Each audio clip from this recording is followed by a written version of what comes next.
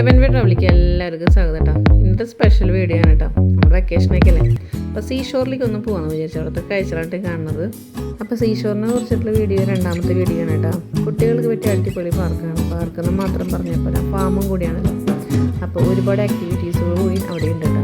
കുട്ടികൾ നല്ല എൻജോയ് ആണ്. അവിടെ നിന്ന് സത്യം പറഞ്ഞു കഴിഞ്ഞാൽ നമ്മൾ 2-3 മണിക്കൂർ സമയം ചിലവഴിക്കാനുള്ളതൊക്കെ നമ്മുടെ സീഷോറിലുണ്ട്. അടിപൊളിയാണ് കേട്ടോ. ആ റേസിങ് എനിക്ക് ഭയങ്കരമായിട്ട് ഇഷ്ടപ്പെട്ടു കേട്ടോ.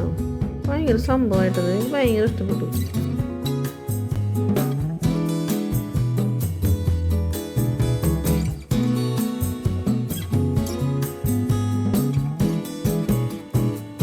നമ്മുടെ സോണിയുടെ കുതിര സവാരിയാണ് കേട്ടോ സംഭവം. ആദ്യത്തെ സംഭവം കേട്ടോ.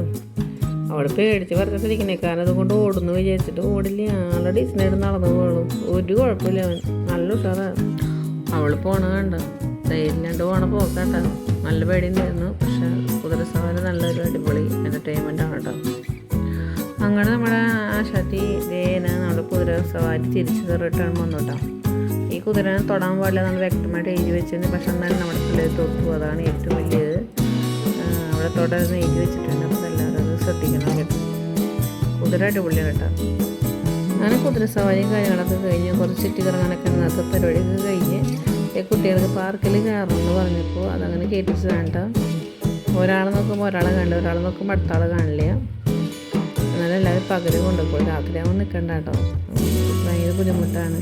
പകലാകുമ്പോൾ നല്ലതാണ് കേട്ടോ. നമുക്ക് എല്ലാവരും കാണാനും അതുപോലെ ഇഷ്ടംപോലെ സ്ഥലങ്ങളുണ്ട് കണ്ടു കഴിക്കാൻ.